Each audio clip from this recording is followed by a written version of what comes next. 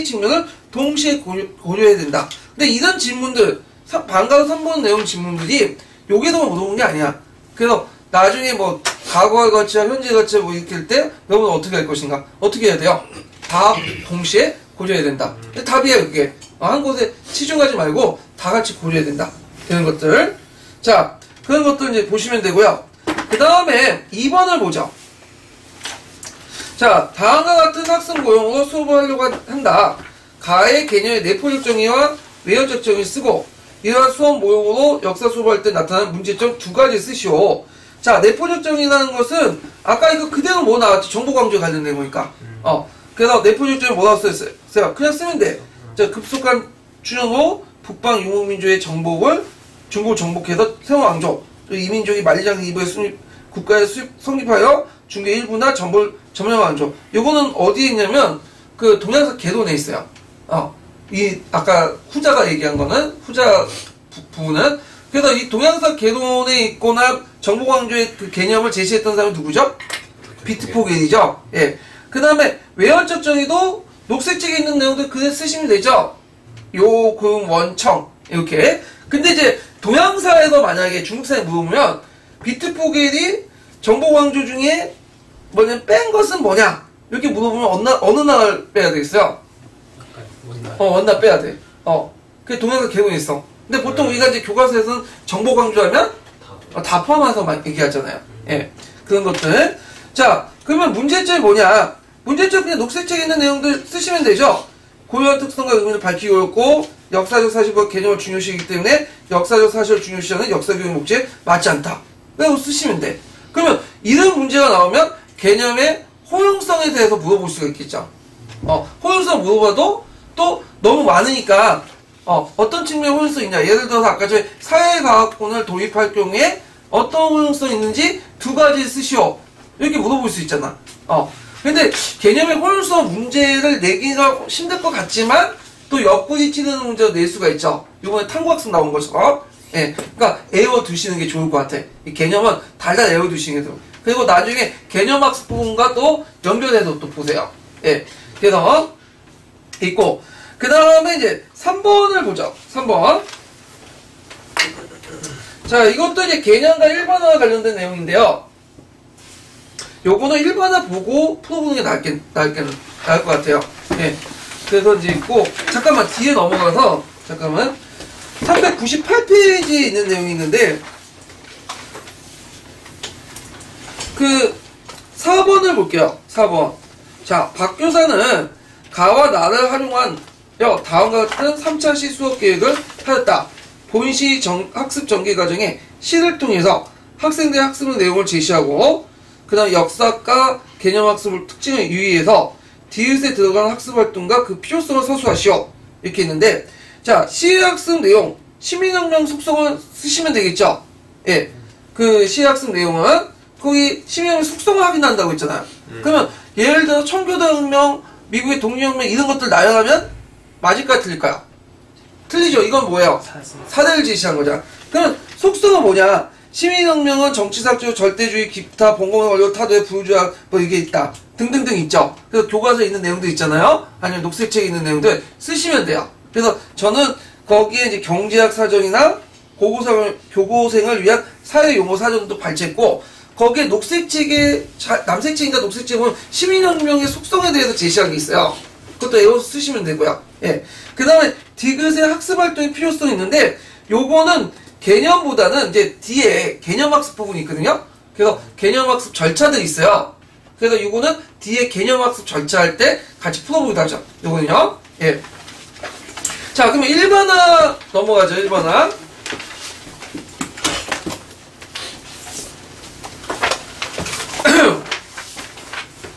자, 1번화는 아까 이제 기출에서 몇 번 나왔듯이 자주 나오는 거야. 그래서 1번화 자체가 나오는 것보다는 일반화를 역사적 사실에 적용하는 거, 역사적 사실을 가지고 일반화시키는 거, 그런 적용 문제들이 많이 나오거든요. 그래서 정의를 좀 정확하게 기억을 해두실 필요가 있어요. 자, 일반은 뭐냐? 자, 그 2개 이상의 사건이나 형상들 사이에 관계에 관한 진술로 개념들 사이의 관계를 나타내는 진술이다. 자, 여기에서 제일 핵심 키워드는 뭘까요? 형상과 사건, 개념과 개념, 관계죠.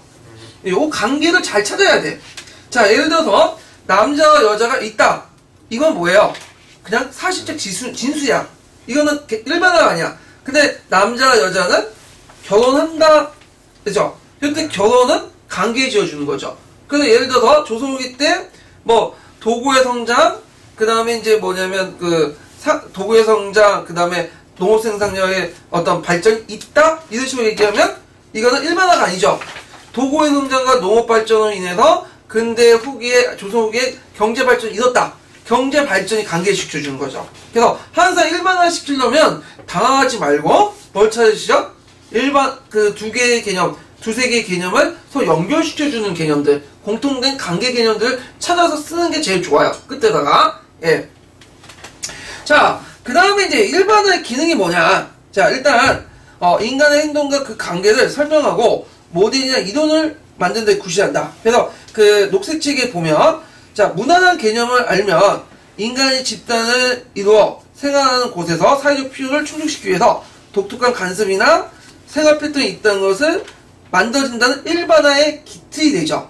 예. 그래서 그 일반화를 통해서 어떤 그 개념이나 이런 것들을 서로 연결시켜서 모델이나 이론에 구시된다. 그러면 여기에서 그 이론이라는 게 뭘까요? 이론은.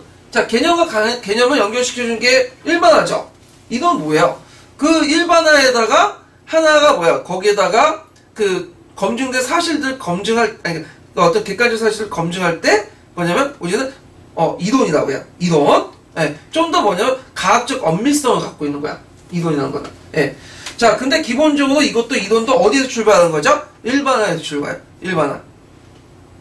자, 그 다음에 여기에서 이제 보면 인간과 사회 구조에는 통찰력을 주어서 인간 사회 움직이는 방식을 이해하고 그 역사의 사건은 하나의 원인보다 여러 가지 원인 때문에 일어난다. 인간관계 일반화죠. 그 다음에 개별 사실의 의미를 부여하고 사실의 관계, 개별 사실과 개념들의 관계를 설명한다. 정치적 혼란하고 부정표가 만연하면 내전의 혁명이 일어나고 싶다는 걸 일반화될 수 있고 동학 농민전쟁과 사회혁명의 의의를 추출할 수 있고 다른 농민전쟁의 민주혁명 관계를 비교하여 설명할 수 있고 그래서 일반화하면 그렇게 가능하다는 거죠. 그 다음에 사실과 개념을 활용하여 추론하는 과정에서 학습적 사고의 차원을 향상시키고 비판적 사고와 판단 능력을 필요한 역사적 탐구 능력을 다양하게 할 수 있다. 이거 당연한 거죠. 그 다음에 여러가지 역사적 개별 사실 조직하는 데 핵심 요소로서 일반을 이해함으로써 학습자는 과거, 현재, 미래의 비슷한 상황을 예상하고 하거나 설명, 분류, 조직할 수 있다. 그래서 디프레이션이나 물가 하락이라는 개념과 일반을 알면 대공황이나 정황이나 이런 메가다 합폐력 이런 결과들도 알 수 있죠. 그 다음에 각종 탐구 활동에 수행하는 단계에서 탐구의 기초 요인이 될 수 있다. 그래서 이제 있는 건데 이 기능 딱 보시면 알겠지만 일반화와 개념을 같이 동일성상에서 얘기하고 있어요. 그러니까 일반화하고 얘기하지만 실제로 이 기능들이 대부분 어떤 기능하고 겹치죠? 개념의 기능하고 겹쳐요. 개념의 기능하고. 근데 여러분이 답을 쓸 때는 어떻게 써야 되겠어요? 그냥 개념의 기능을 쓰면 안 되죠? 어떻게 써야 되죠? 일반화의 내용을 애워서 써야 돼. 그러니까 파란 책하고 녹색 책에 있는 개념과 개념 호일성과 그 다음에 일반의 호일성 이렇게 있다고 해도 비슷비슷하다도 여러분 쓸 때는 각각 다르게 써야 돼. 왜냐? 책적 근거가 다르니까. 그래서 이해는 이렇게 하더라도 꼭 암기할 때는 기본선을 찾아서 암기해야 돼요. 기본선을. 예. 그래서 있고, 여기 기능이라고 적어놨지만, 기능도 있지만, 이거 호용성도 있겠죠? 호용성, 이런 것들. 자, 그 다음 일반화의 종류. 이거 별표 하나 쳐놓으세요. 자, 일반화 종류 예전에 한번 시험 문제 나왔어. 일반화. 그래서 일정한 시기와 지역에 제한된 일반화. 그 다음 시대와 지역을 초월한 보편적 일반화인데, 자, 범위가 좁고 차원이 낮아 쉽게 이해하고 구체적인 것은 제한된 일반화예요. 동학농민전쟁은 반제국주의, 반봉거적 농민운동이 있다. 이거는 동학농민운동에 한정시켜서 얘기하는 거죠. 그래서 있고, 보통 우리가 이제 제한된 일반화의 대표적인 경우가 예전에 한번 얘기했는데, 총괄 개념 있죠? 총괄 개념. 그래서 총괄 개념이 또 일반화적 특징이 있는데, 제한된 일반화. 그래서 이제 예전에 한번 제가 또 얘기하다가 넘어간 게 있는데, 보통 총괄이라는 개념은 뭐와 뭐의 결합이라고 했죠? 간접론과 실증론의 결합을 형태겠죠. 그래서 간접론의 장점과 실증의 장점을 합쳐놓는데, 간접론의 장점과 단점 부분은 이제 아까 얘기했으니까 이고, 실증론 부분에서는 뭐와 결합되죠? 실증론은 뭐와 비슷하죠? 첨가 개념하고? 실증론 실증 법칙을 사용하죠. 근데 그 간접론에서는 아니죠, 총괄에서는 법칙을 사용하지 않아요. 그렇지만 그 법칙과 유사한 어떤 일반화는 사용해. 일반화는. 그래서 제가 이제 표현을 중법칙적 일반화라고 했거든요. 근데 노란책은 그 법칙과 유사한 일반화를 사용한다. 그때 일반화에 대한 설명으로서 제시된 것이 뭐냐면 제한된 일반화예요. 그래서 총괄 개념은 제한된 일반화다. 그러니까 좀 법칙보다는 비슷하지만 좀 한 단계 좀 낮은 법칙? 이렇게 보시면 돼요. 그래서 그냥 답을 쓰실 때는 준법칙적 일반화 이렇게 쓰는 게 아니라 일반화다. 제한된 일반화가 총괄 개념의 특징을 갖고 있다. 그리고 법칙성은 부정한다. 이렇게 쓰시면 돼요. 총괄에는. 왜냐면 법칙성은 인정하지 않는다는 거, 저희 차이가 분명히 났죠? 예. 그리고 이제 노란책하고 이제 노란책하고 남색책에 있는 내용들을 보시면 돼요. 그래서 그 일반화를 할 때, 총괄 개념 일반화를 할 때 비슷한 점은 뭐라고 써야 된다고요? 비슷한 점은 제한된 일반화적 성격을 갖고 있고, 뭐냐면 법칙과 유사한 성격을 갖고 있다. 이렇게 써야 되고, 그 다음에 틀린 거는 법칙화는 하지 않는다는 게 차이점이에요. 이해되시겠죠? 그래서 완벽한 법칙화는 하지만 법칙화 부르기는 힘들지만 제한된 일반은 하고 있다. 유사한 형태를 띠고 있다. 법칙성과 유사한 형태를 띠고 있다. 이런 것들을 하는데, 이 부분은 정확히 하려면 어디에 찾아보시면 노란책이 있으니까 노란책하고 남색책에서 연결시켜서 보시는 게 좋을 것 같아요. 예. 자, 그 다음에 시대와 지역을 초월하는 적용해서 보편적 일반화가 있어요. 보편적 일반화. 그러니까 예를 들면 사실에 대한 역사의 견해는 자신이 살고 있는 시대적 환경에 따라 영향합니다. 좀 보편적인 추상적이죠. 이런 것들은 이제 그 보편적 일반화. 그 두 가지 일반화 특징이 갖고 있고, 총괄 개념 어디에 속한다? 제한된 일반화에 속한다. 그런 것들 좀 기억을 해두시면 돼요. 자, 그 다음에 뒤에 넘어가서 이제 그 구체적 사실과 일반화 개념의 관계를 보죠.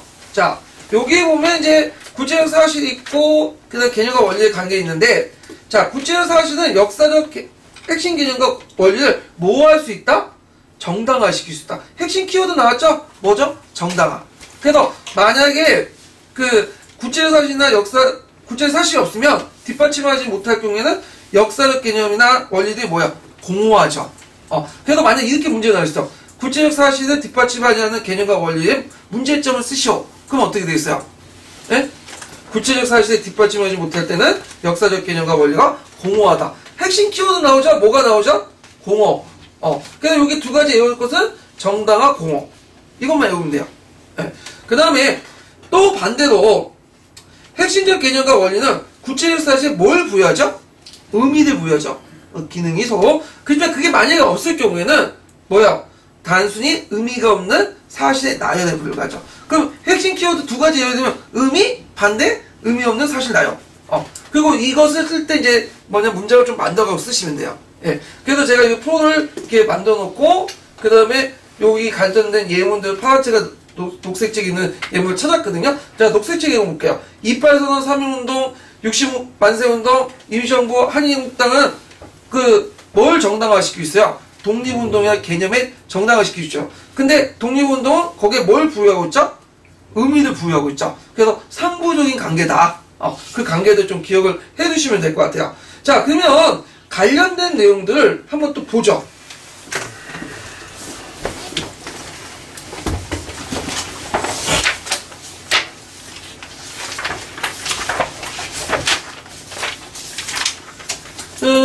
쭉쭉 보는데 뭘 보냐면 62페이지. 자, 거기에 이제 보면 그 일반화에 대한 진술이 나와요. 그 일반화는 두 개 이상의 사건이나 형상 혹은 개념사의 관계가 나타난 진술이다. 그래서 이거 꼭 기억을 해두시고요. 그 다음에 이제 두 번째 단락은 뭐와 관련된 거냐면 일반화의 종류가 나와. 제한된 일반화와 보편적 일반화가 나오죠. 요게 이제 시험문에 나왔기 때문에 읽어보고 넘어갈게요. 예. 일반화는 높은 차원의 보편성을 지닌 추상적인 것도 있고 범위가 좁고 차원이 낮아 쉽게 이해할 수 있는 구체적인 것도 있다. 역사적 일반화는 일정한 시기와 지역에 제한된 일반화로부터 시대와 지역을 초월하여 적용할 수 있는 보편적 일반화에 이르기까지 여러 수준으로 분류할 수 있다. 동학농민전쟁은 반제국주의적, 반봉건적 농민운동이었다와 같은 것이 전제에 속한다면 과거의 사실에 대한 역사가의 견해는 자신이 살고 있는 시대 환경에 따라 영향을 받는다는 일반화는 후자에 속한다. 자, 그 다음에 거기에 대해서 이제 구체적 사실과 일반 어떤 관계가 있는가 아까처럼 그 내용도 있죠. 그게 이제 그 62페이지에 그 첫 번째 63페이지 첫 번째 단락에 있는 내용이에요. 그 예문이 나오거든요. 그래갖고 그 예문을 한번 읽어가면서 좀 볼게요. 예를 들면까지 한번 읽어볼까. 한국사에서 그 다음 뭐 63페이지. 예를 들어 한국사에서 독립운동이라는 개념과 이에 따르는 일반화는 28선언, 3.1운동, 60만세운동, 광주학생운동, 임시정부, 한인 애국단 창설과 같은 구체적인 사실의 뒷받침이 없다면 공허한 것이 되고 말다. 자, 여기 핵심 키워드 나오죠. 공허하다. 이 말 써야 되겠죠. 예.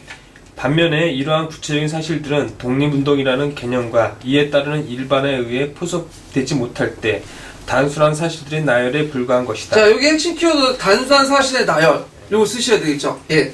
이렇게 볼 때 사실과 개념 및 일반화는 상보적인 관계에 놓여 있다. 상보적인 것도 외워두세요. 또 여기 가로쳐놓고 이게 뭐냐 물어볼 수 있는데 은근히 못 쓰는 분도 많을 것 같아. 예. 그래서 있고 그 다음에 일반화 역할 호일성 아까 침에 몇 가지 언급된 거 있죠. 첫째, 둘째, 셋째, 넷째 이렇게 뭐뭐 첫째, 둘째, 셋째, 넷째는 아주 시험 문제 내기 좋은 데야. 왜 딱 채점 딱 나올 수 있는 데야. 그래서 첫째는 일반은 개별 사실에 의미를 부여하고 사실들의 관계 혹은 개별 사실 개념들 간의 관계를 설명한다.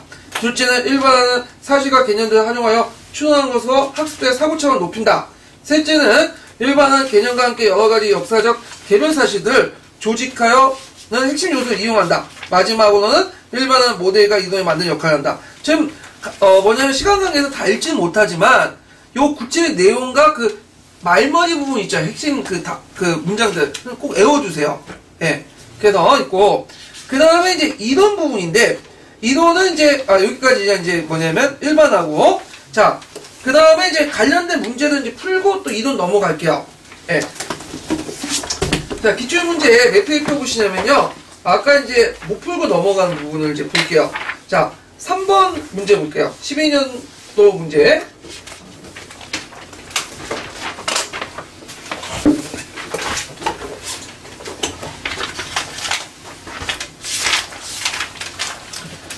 자, 기역과 니은에 관한 설명으로 적정한 것을 보기에 있는데 보는 것은 그 개념과 일반화를 물어보고 있는데 자, 기역을 보면요. 해당 사례를 열거하여 개념의 의미를 정의하는 걸 내포적 정의라 한다. 자, 사례는 내포가 아니죠? 뭐죠? 내포는 외연이죠. 그 내포는 뭐라고 써야 되겠어요? 속성. 네, 속성. 틀렸고. 그래서 요거는 이제 외연적 정의하고 내포적 정의의 차이를 물어보는 거고, 그 다음에 니은을 보죠. 자, 추상적인 개념을 아는 것은 이와 관련하여 단순한 개념과 개별 사실을 이해하는데 도움이 된다. 아까 처음에 읽었던 거 맞죠? 좀 높은 차원의 개념을 알면 그 밑에 하부 개념도 어떻게 돼요? 쉽게 이해할 수 있죠. 포섭되잖아. 이런 것들 얘기하는 거고요. 그 다음에 디귿을 이제 보면요. 그 구체적 사실과 개념은 여기에 뒷받침되면 학습자 사고를 높일 수 있다. 아까 얘기했죠? 일반화의 특징 중에 그 포용성의 하나, 이건 이제 쓰시면 되는 거고, 그 다음에, 그, 니은을 보면, 이제 일반화 보면, 일정한 시기와 지역에 제한된 일반화가 있고, 시대와 지역을 초월할 수 있는 보편적 일반화가 있다. 요거, 맞죠? 그래서 일반화의 종류, 이렇게 쓰면 어떻게 돼요? 제한된 일반화, 그 다음에 보편적 일반화. 총괄 개념 어디에 속한다? 제한된 일반화에 속한다. 이렇게 좀 기억을 해두시면 되겠죠? 그래서 답은 쉽게 3번, 5번이 나와요. 그래서 이런 문제 풀어보면 앞으로 나올 수 있는 문제 좀 예측할 수 있는데, 자, 일단은 그 개념의 두 가지의 특징들, 속성, 사례, 그 다음에 일반화와 그 다음에 개념의 어떤 호용성, 이런 것들을 좀 낼 수 있다. 특히 일반화의 호용성 부분을 낼 수가 있다는 것 좀 외워두시고요. 자, 그 다음에 5번을 보죠, 5번. 5번.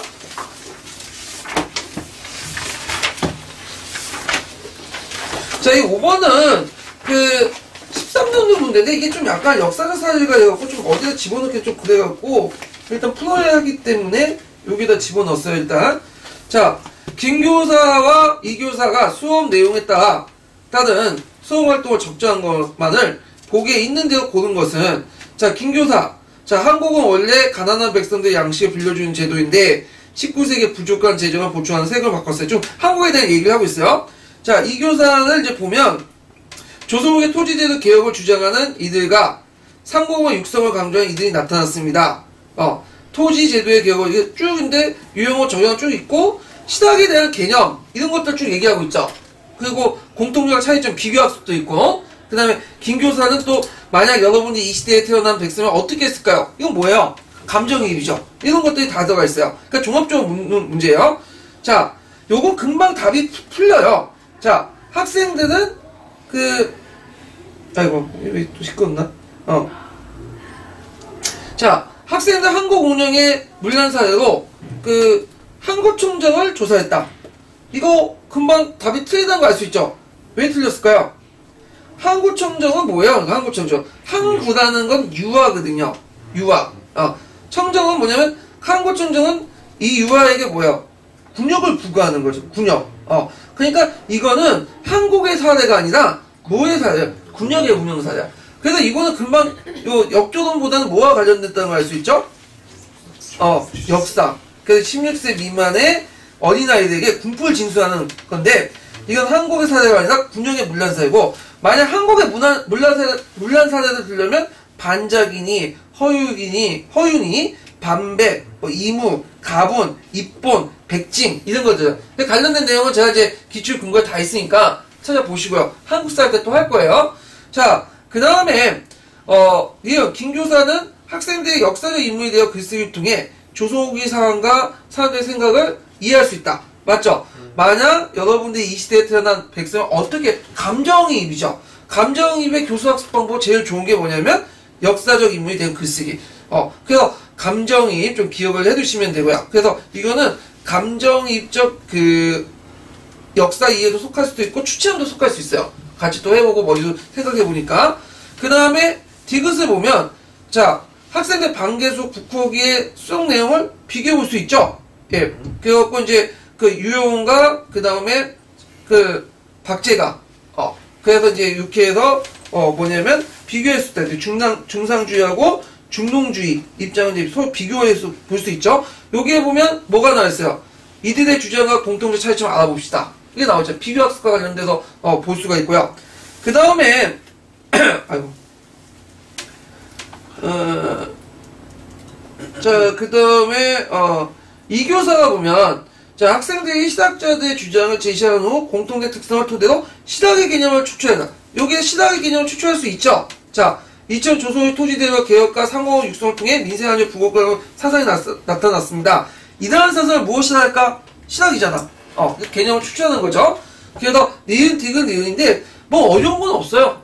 이거 그냥 잘 읽어보면 답이 나와. 그렇게 어려운 것도 없고. 자, 6번을 보죠, 6번. 자, 역사적 개념의 특성에 대해서 이제 바르게 말한 것은, 자, 보면, 구체적 개념이 주를 이루고 있다. 자, 요게 이제 구체적 개념이라고 구체 역사적 사실과 관련된 개념인데, 그래서 구체적 사실로부터 직접 도출됨으로써 각 시대 성격을 보여주는 사실을 하나 묶어주는 개념이잖아요. 예를 노예제, 그 다음 종교개혁, 절대주의, 그 다음에 시민혁명. 근데 역사적 사례들은 그거 외에도 다양한 개념도 있어요. 사회과학적 개념도 있고 여러 개념도 있어. 그렇기 때문에 맞진 않고요. 그 다음에 두 번째는 역사학에서만 나타난 고유한 명칭이 지닌 것이 대부분이다. 자, 아까 얘기했던 역사적 개념이나 특징이 뭐예요? 역사의 중심 개념이 없고 고유한 개념이 별로 없어. 다 어디에도 많이 뺏겨왔다고요? 사회과학에서 많이 뺏겨온 개념이죠. 이게 맞지가 않고요. 그 다음에 시간의 흐름에 따라서 개념이 지칭하는 의미와 범위가 바뀌는 경우가 많다. 맞죠? 자, 예를 들어서 우리가 조선시대 백정의 의미를 볼 때, 고려시대 백정은 뭐야? 역을 짊어지지 않는 일반 농민들을 말하죠. 근데 조선시대 저기 세종 이후에 백정은 하척, 예전에 고려시대 소 잡는 사람들 의미야. 그래갖고 이제 있다는 거. 잠깐만, 이게 약간 삐뚤어진 것 같은데? 뭐 중요한 건 아닌데, 오! 삼각대가. 그래요? 삼각대가 좀. 아니, 네, 이렇게 돼야 되는데, 근데. 그럼. 아니, 놔두세요, 일단. 중요한 건 아닌 것 같은데. 삼각대가 꽂아놔서, 잠깐만. 이따. 자, 그 다음에 마지막으로 일반적 개념에 비해 관계 개념 형태가 뜬다. 관계 개념이라는 것은 개념과 개념을 띄는 게 적다는데 개념과 개념을 섞어왔을 거죠. 그래서 아까 지금 조직 개념 있죠? 그래서 시민권 같은 건 시민과 권리가 서로 연결된 건데, 아까 얘기했던 그 역사는 기본 개념이 있고, 거기에 조직 개념이 있어요. 이게 관계 개념인데, 이 조직 개념이 적다는 게 아니라 상당히 많아요. 그래서 아까 녹색책 읽은 것처럼, 그래서 이제 사실과 맞지 않다. 그래서 답이 3번이에요. 그래서 이제 개념의 특성 읽는데, 요거는 이제 녹색책하고 그 파란책 있는 거 잘 읽어보면 다 조금씩 있어. 그래서 정리를 해보시면 되고요. 자, 그 다음에 이론인데, 잠깐만, 우리가 몇 시에 시작했죠? 쉴 때가 될 것 같은데? 이론은 좀 쉬고 하죠. 꺼주세요.